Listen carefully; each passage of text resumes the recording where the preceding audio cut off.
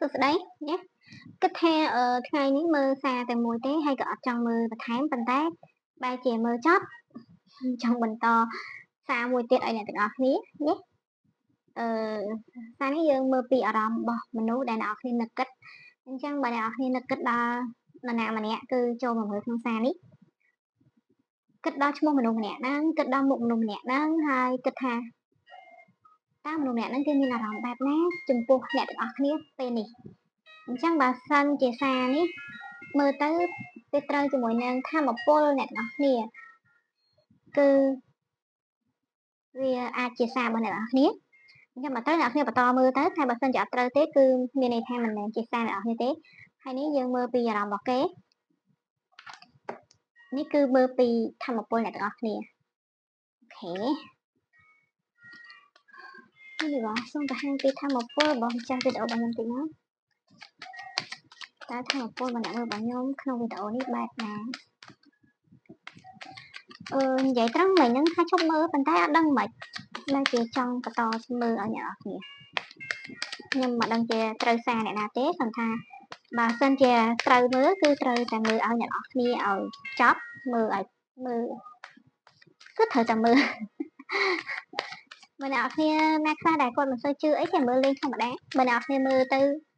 សប្បាយចិត្តក៏មើលតែមើលអត់សប្បាយចិត្តក៏មើលអីយ៉ាក៏មើលអីអត់បង្ខំអត់ទៀមទាគឺជាសារសាមញ្ញធម្មតាចង់មើលក៏មើលអូខេមកសុំតិចមកថាធម៌ពលអ្នកមើលរបស់ខ្ញុំក្នុងវីដេអូនេះបែបណាខ្ញុំបង្ហាញធម៌ពលតិចមកមិញហ្នឹងវ៉ាវ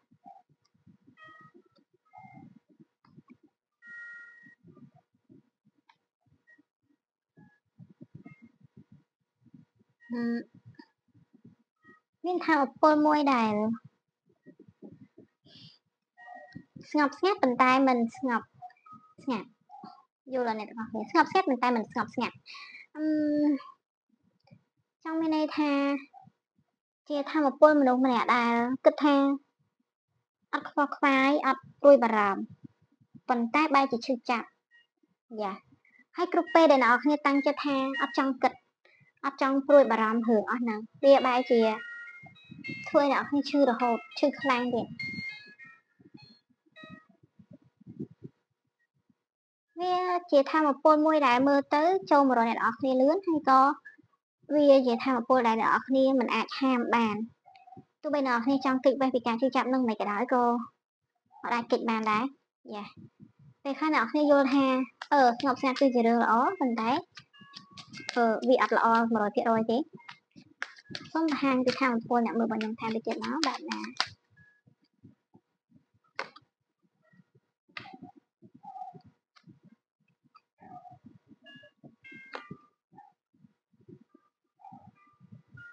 Yes ក្នុងពេលនេះអ្នកនរគ្នាមានធម៌ពលល្អតាប៉ុន្តែធម៌ពលរបស់អ្នកនរគ្នាយល់ថាជីវិតអ្នកនរគ្នាឥឡូវហ្នឹងគឺវាល្អហើយវាអត់មានបញ្ហាទេវាក៏អត់មានរឿងអីច្រើនប៉ុន្តែសុកដែលអ្នកនរគ្នាក៏មានអារម្មណ៍ឈឺចាប់សុកមានអារម្មណ៍ថាដូចពិបាកចិត្តដល់អត់ដឹងខ្លួនហើយក៏អត់ដឹងថាខ្លួនឯងកើតអីតែមិនថាដឹងឯអ្នកនរគ្នាដឹងក្នុងចិត្តរបស់អ្នកនរគ្នាមានមនុស្សម្នាក់អ្នកនរគ្នាចង់ផ្ញើសារទៅរកគេចង់និយាយទៅរកគេចង់ដឹងពីគេបេះដូងរបស់អ្នកនរគ្នាគឺពោពេញទៅដោយរូបមនុស្សម្នាក់ហ្នឹងយ៉ាជាសារបែបហ្នឹងហើយអ្នកនរគ្នានៅខាងក្រៅហាក់ដូចជាមើលឃើញថាយ៉ាសប្បាយរីករាយស្ងប់ស្ងាត់អត់សូវចេះមានរឿងអីកើតឡើងចំពោះខ្លួនឯងទេជាមនុស្សដែលជីវិតសាមញ្ញធម្មតាយ៉ាពេលខ្លះក៏មានភាពរីករាយដែរតែការពិតនៅខាងក្នុងចិត្តអ្នកនរគ្នាវិញឈឺដូចមានអារម្មណ៍ថាត្រូវគេចាក់អញ្ចឹងគឺវាមានច្រើនចូលមកក្នុងជីវិតអ្នកនរគ្នាវាធ្វើឲ្យអ្នកនរគ្នារៀងពិបាកម្ដងហើយមួយទៀតដូចនិយាយចឹងអ្នកនរគ្នាគឺចង់ផ្ញើសារទៅរកមនុស្សម្នាក់ហ្នឹងចង់បេះដូងអ្នកនរគ្នាមានមនុស្សម្នាក់ហ្នឹងវាហើយក៏មិនជាពេលវេលាថាទៀងទាត់អ្នកនរគ្នាគឺតែបែបហ្នឹងគឺអត់ទេពេលខ្លះអារម្មណ៍អ្នកនរគ្នាផ្សេងទៅពេលខ្លះអារម្មណ៍អ្នកនរគ្នាគិតដល់គេអញ្ចឹងទៅវាខុសប្លែកតិចហ្នឹងសូមបន្ថែមទៀតមើលតើធម៌ពលអ្នកមើលរបស់ខ្ញុំបែបណា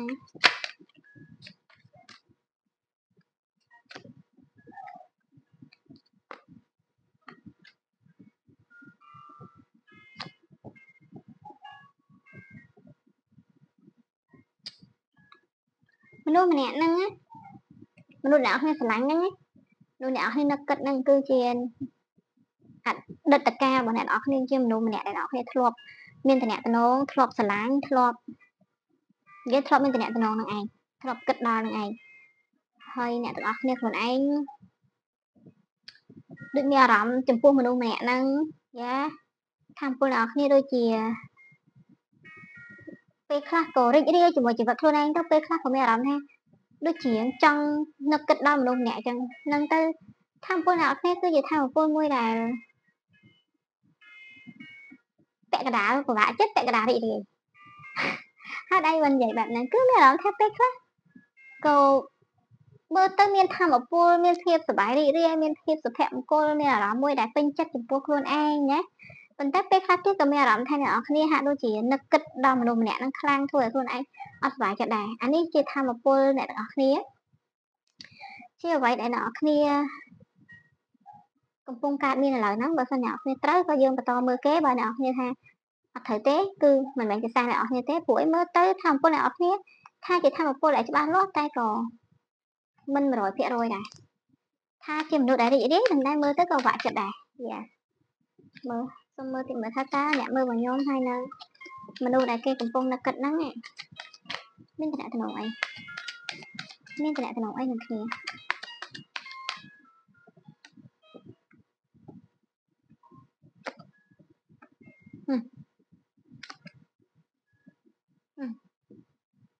មានតំណែងអីនឹងគ្នាគឺជាមនុស្សដែលធ្លាប់ស្រឡាញ់គ្នាហ្នឹងហើយធ្លាប់មានតំណែងនឹងគ្នាធ្លាប់ជាគ្រួសារនឹងគ្នាធ្លាប់ជាដៃគូមួយគ្នាអូយធ្លាប់ដើរជីវិតមួយគ្នាប៉ុន្តែពេលនេះឯកោពេលនេះអត់មានអ្នកណានៅក្បែរទេពេលនេះនៅម្នាក់ឯងពេលនេះដៃគូហ្នឹងគឺលែងនៅជាមួយហើយវាបែបហ្នឹងប៉ុន្តែការពិតក្នុងចិត្តហ្នឹងគឺស្រឡាញ់គេខ្លាំងមានតំណែងគេហ្នឹងគឺនឹងអ្នកទាំងអស់គ្នាគឺជាគូជាមួយគ្នានឹងឯងគឺជាមនុស្សដែលអ្នកនរគ្នាស្រឡាញ់ខ្លាំងនឹងឯងមនុស្សដែលអ្នកនរគ្នាគិតថានឹងកាត់ដៃគេរហូតដល់ទីបញ្ចប់នៃជីវិតអ្នកនរគ្នាប៉ុន្តែពេលនេះអ្នកនរគ្នាម្នាក់ឯងចាពេលនេះនៅម្នាក់ឯងក៏ពេលនេះនៅតែស្រឡាញ់គេដដែលគឺដូចគ្នាទោះនៅម្នាក់ឯងក៏ដោយក៏នៅតែស្រឡាញ់គេខ្លាំងដែរអ្នកនរគ្នានៅតែគិតដល់តំណែងរវាងអ្នកនរគ្នានិងគេណាឥឡូវបើអ្នកនរគ្នាអញ្ចឹងពិតមែនយើងមកបន្តមើលពីគេតើមនុស្សម្នាក់ហ្នឹងលើនឹងបែបណាថាពលគេបែបណាហើយគេមានអារម្មណ៍បែបណាចំពោះអ្នកទាំងអស់គ្នាពេលនេះតើមនុស្សម្នាក់ហ្នឹងមានថាពលបែបណាមនុស្សម្នាក់ដែលអ្នកមើលរបស់ខ្ញុំកំពុងនឹកគិតហ្នឹងមានថាពលបែបណា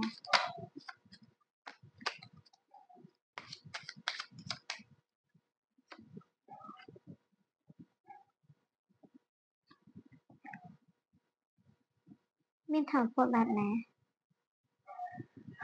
អូគឺជាថាមពលមួយដែលគេបានធ្វើដំណើរទៅហើយយ៉ាមនុស្សម្នាក់ហ្នឹងមានជនទី3ចូលមកក្នុងជីវិតអ្នកទាំងអស់គ្នាសម្រាប់តំណែងរវាងអ្នកទាំងអស់គ្នាហើយនឹងគេគឺមានជនទី3ចូលមកមនុស្សម្នាក់ហ្នឹងមានថាមពលបែបណាមនុស្សម្នាក់ហ្នឹងជាមនុស្សម្នាក់ដែលមានថាមពលរឹងមាំចិត្តដាច់ហើយក៏គេច្បាស់លាស់ដែរមើលទៅគេកំពុងតែចាប់ផ្ដើមជីវិតថ្មីរបស់គេទៅចាប់ផ្ដើមគោលដៅថ្មីចាប់ផ្ដើមមានអ្វីដែលគេត្រូវតែចាប់ផ្ដើមហើយគេត្រូវតែទៅមុខយ៉ាទៅមុខចាំមកសួរថាធម៌ពលរបស់គេបែបណាធម៌ពលរបស់គេកាលហ្នឹងគេអាចបានគិតគូរដល់រឿងដែលកន្លងហួសទេគេកំពុងសប្បាយរីករាយជាមួយនឹងជីវិតគេបច្ចុប្បន្នអានេះធម៌ពលគេខ្ញុំមើលបន្ថែមតិចមើលធម៌ពលមនុស្សម្នាក់ហ្នឹងឡើយហ្នឹងបែបណា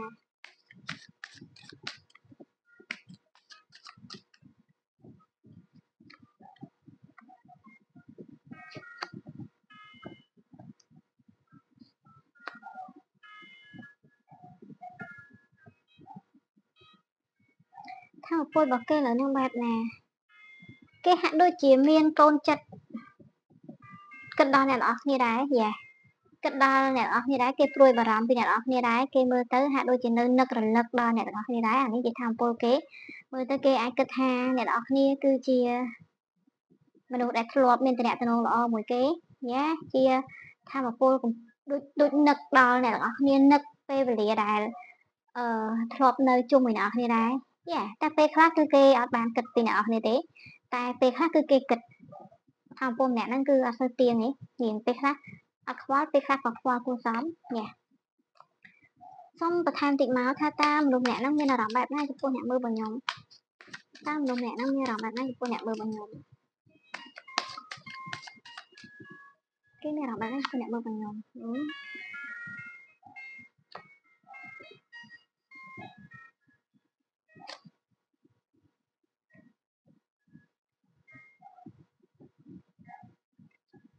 សូមថែមតិចទៀត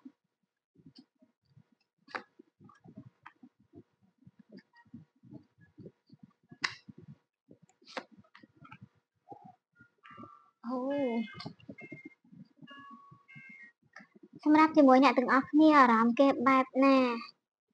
ទោះបីជាអារម្មណ៍គេគិតប៉ុន្តែជីវិតរបស់គេគឺត្រូវតែដើរទៅមុខហើយអញ្ចឹងម្នាក់ហ្នឹងរៀងរឹងមាំខ្លាំងរៀងគិតដល់អ្នកនរគ្នាក៏ពិតមែនប៉ុន្តែគេនៅតែបន្តដំណើររបស់គេទៅអញ្ចឹងអារម្មណ៍របស់គេមិនបានស្ថិតស្ថេរនៅកន្លែងដែលព្រួយបារម្ភនឹងយូរទេ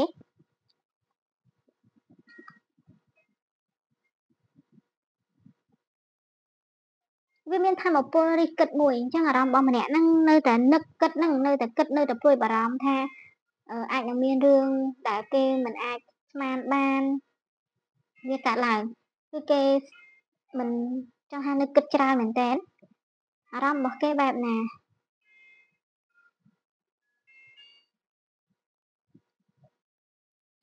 អារម្មណ៍របស់មនុស្សម្នាក់ហ្នឹង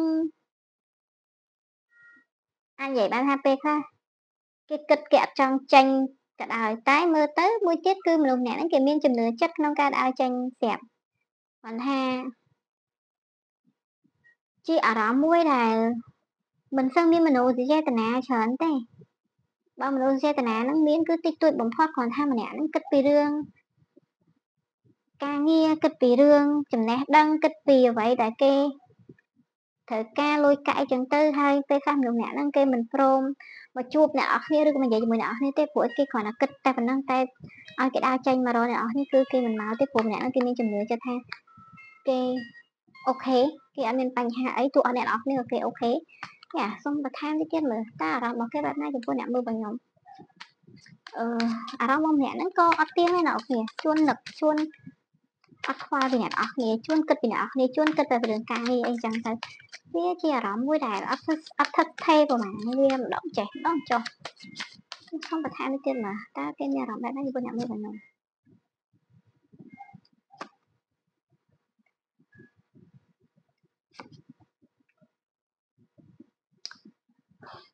មើលទៅគឺមានធម៌ពលជនទី3ដែលនៅជាប់លាប់ជាមួយនឹងគេអញ្ចឹងគេយល់ថាការឈឺចាប់អស់ហ្នឹងវាអាចនឹងចិត្តបញ្ចប់ទៅហើយអញ្ចឹងការរីករាយរបស់គេជាមួយនឹងជនទី3ហ្នឹងគឺកំពុងតែចាប់ផ្ដើមអញ្ចឹងគេអាចគិតថាអ្នកនរគ្នាអាចនឹងលែងឈឺចាប់ជាមួយគេហើយសម្រាប់អារម្មណ៍គេចំពោះអ្នកនរគ្នាវាមើលឃើញថាគេអត់សូវ care អ្នកនរគ្នាខ្លាំងទេគេអត់សូវខ្វល់គេអត់បានចាប់អារម្មណ៍អ្នកនរគ្នាទេគេគិតតែជាមួយម្នាក់មួយទៀតហើយគេពេលខ្លះគេរៀងពិបាកចិត្តឈឺចាប់ដែរតែគិតថាដូចមើលទៅឈឺចាប់ខ្លាំងប៉ុន្តែដូចមិនមែនដល់ថ្នាក់ហ្នឹងគេគ្រាន់បារម្ភអ្នកនរគ្នាដែលឈឺចាប់ហ្នឹងគេគិតថាអ្នកនរគ្នាគង់តែឈប់លែងឈឺចាប់រឿងគេសូមបន្ថែមតិចទៀតមក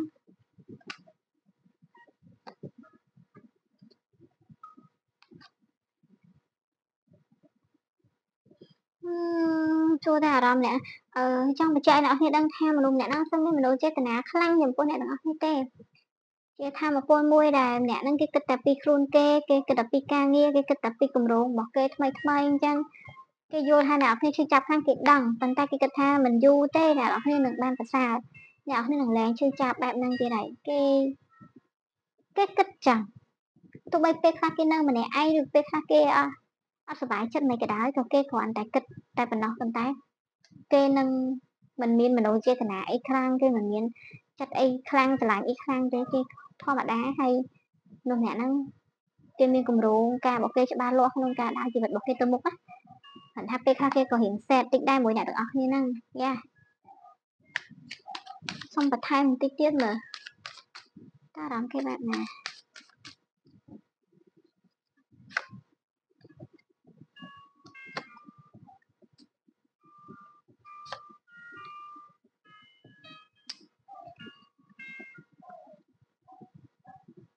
làm cái bảo sân cái ban tơ cái tơ ai kẹo nơi đai khởi ETT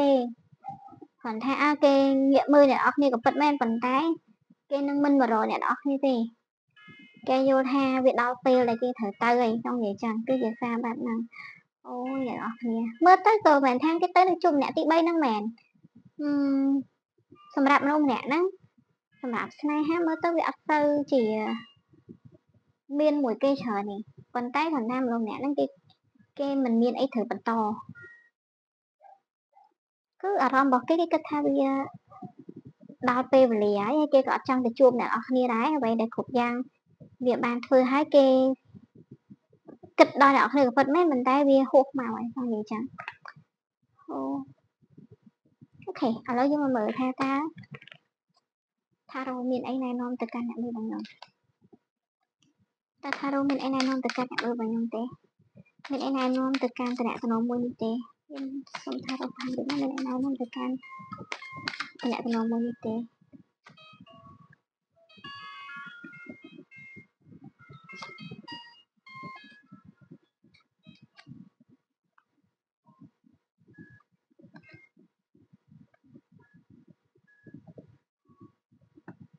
ណែនាំទៅកាន់អ្នកទាំងអស់គ្នាទេ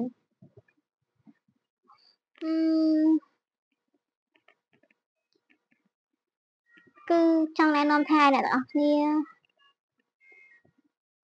សហការចំពោះខ្លួនឯងឲ្យបានច្រើនតិចពេលខ្លះអ្នកនរគ្នាអាចនឹងមិនដឹងពីខ្លួនឯងច្បាស់លាស់មិនដឹងថាគោលដៅរបស់ខ្លួនឯងជាអ្វីដឹងចឹងតើអ្នកទាំងអស់គ្នាហាក់ដូចជារៀងពិបាកចិត្តប៉ុន្តែការពិតអ្នកនរគ្នាមានបំណងប្រាថ្នារបស់ខ្លួនឯងអ្នកនរគ្នាមិនមែននៅតែមួយកន្លែងនេះអ្នកនរគ្នាមានមិត្តភ័ក្តិមានអ្នកដែលជួយរំលែកទុក្ខអ្នកនរគ្នាជួយអ្នកនរគ្នាបានប្រសើរ